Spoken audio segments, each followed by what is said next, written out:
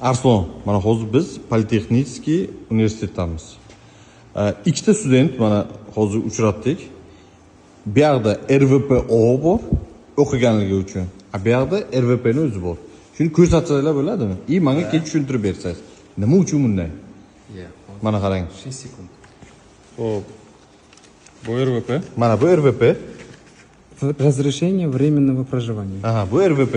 O'qishni tugatgandan keyin oldingiz. Diplom asosida. Bu yerda Просто biz nima kontaktlarni yopishtirib yoshirdim. Mamdorov, mana bu Sherxon bola.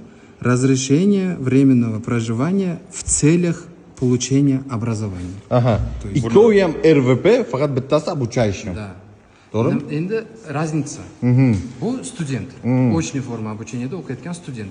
Ularga поэтому в целях получения образования. Aha.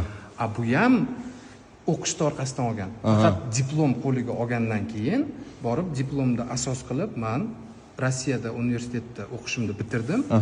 Men носитель русского языка. Автоматически kvota ajratiladi bunga. И o'sha diplomni berib RVP oldi. RVP oldi. RVPda. 8 oydan keyin VNJ qiladi, diplom olgandan keyin VNJ qiladi. Qarang, men o'qishga kirdim. Ochniy.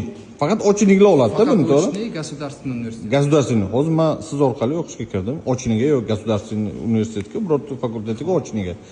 Men necha oydan, mana o'qishga kirganimdan keyin necha oydan keyin RVP olsam bo'ladi? Официально 38 kun ichida beradi. 38 kun ichida olinadi.